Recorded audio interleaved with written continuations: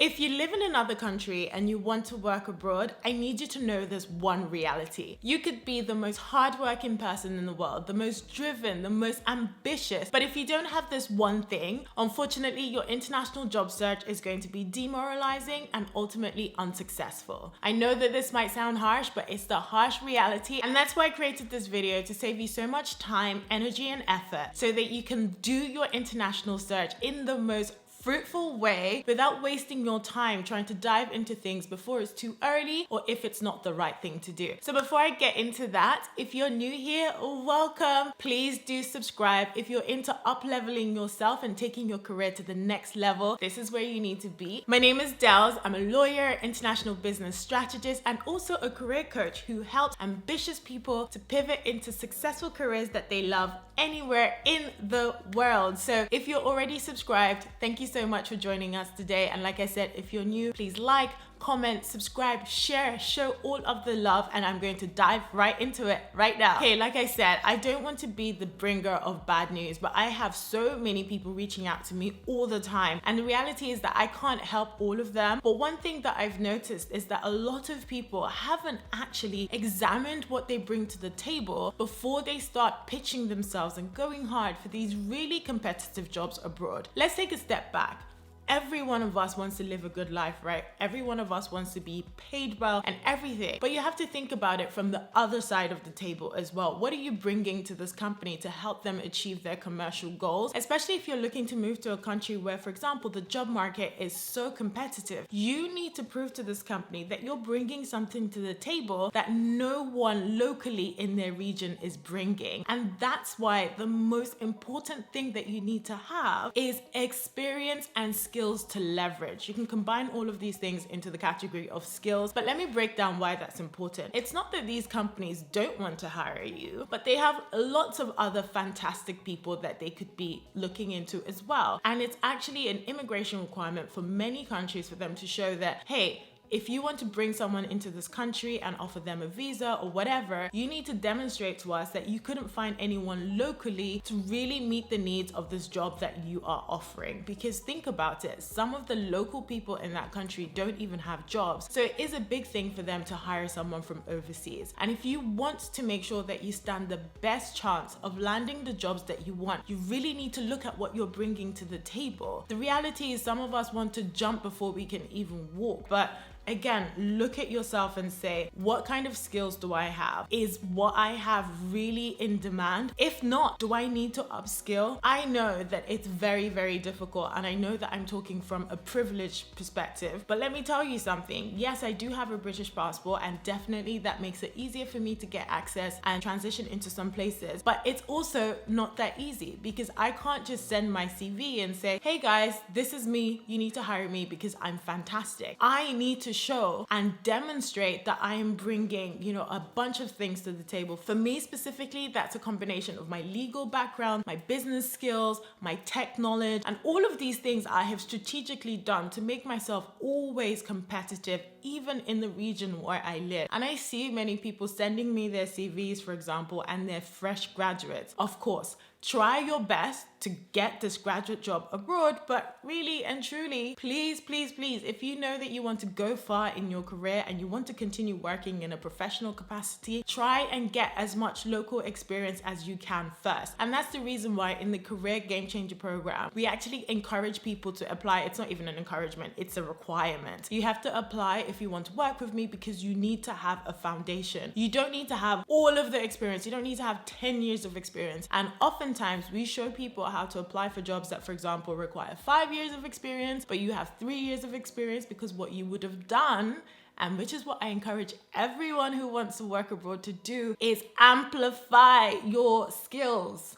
You don't need to have exactly what it is in that job description. That job description is a wish list. You need to show them that you are better than their wish list. So if you feel like you have 3 years of experience, but you know that you are good at the job, if you need to have credentials to demonstrate this, try and get it. These days we live in an age where you can really obtain certifications that back up everything that you say in a very affordable way. So for example, there are Google certifications that you can take if you want to show someone that I want to work in digital marketing. I may not have 10 years of experience, but look at all of the qualifications that I have. And this is so relevant when you're moving to certain jurisdictions that value traditional qualifications rather than others. Of course, if you want to work abroad as a digital nomad or running your own business, some of the points that I'm talking about may not apply to you, but also think about it from the client side as well. If you are local in a jurisdiction and you want, for example, business advice, you want to get it from the best people and also people that kind of understand your situation. The only thing that would maybe encourage you to consider someone else is if you see that they have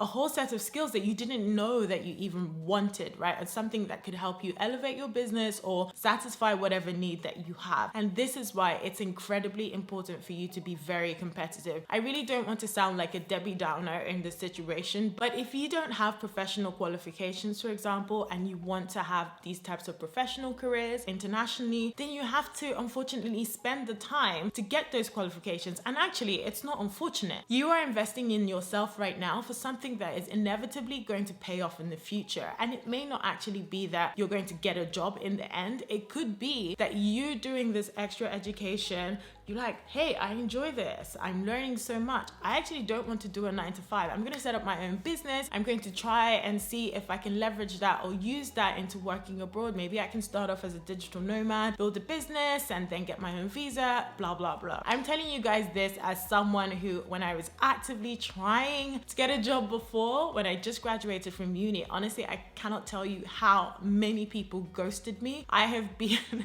seriously, I was being ghosted by these companies before ghosting was even a thing. And ultimately, I was successful, but that was a journey. I had to keep working on myself in the interim. So every time I was getting turned down, I was like, okay, I'm going to research more about this market that I want to move into. For me, it was law. What does it take to be a lawyer in the US? What kind of transferable skills can I bring? Do I need extra qualifications? And actually, in fact, I did need extra qualifications. And from doing my research, I realized I would need to do like the New York bar or the LA bar at the time. And I was nowhere close to being at the level where I could do those things. So then I had to adjust. Instead of going to the US, where else can I go? Where else will my skills be relevant? And ultimately, I ended up in Dubai, but there were other places that I had on my list as well. So Singapore was very high up there, but for a number of reasons where I'll get into in another time, I didn't go there. Instead, I went to Dubai, and the rest is history. If you've been on this channel for a while, you know that. So in today's episode of this Work Abroad Wednesdays, I hope I have given you the cold,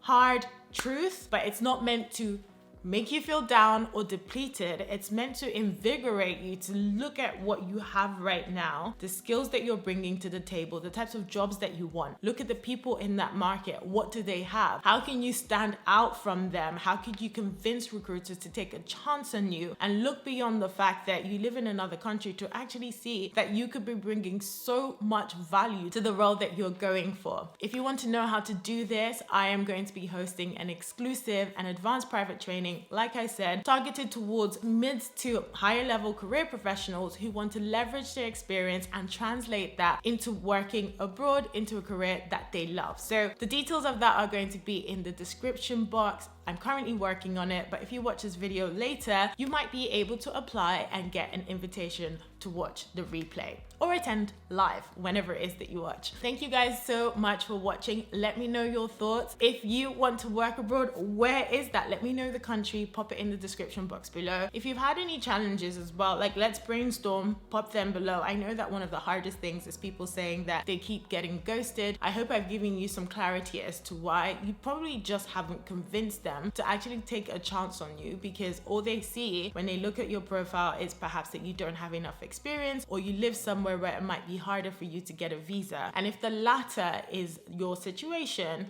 I'm not going to lie, it's very difficult for certain people in certain countries to move to where they want. As we all know, there is a hierarchy of passports, which is something that I don't agree with. I know, like I said before, it's a privilege to be in the position that I am where I have dual nationality, but that's another political conversation for another day. But trust me, I still see people from certain jurisdictions being able to land those jobs, and they just continue to work at it. And actually, I do know people who are like, do you know what? I'm tired of trying to beg these people to notice me. I'm going to do my own thing, and they've done it well. And that in itself is a very inspiring story. Thank you guys for watching. If you've enjoyed this video, don't forget to like, comment, and subscribe, and I will see you in the next Work Abroad Wednesdays. I hope you guys are enjoying this series because I'm filming this video right now at 6 a.m.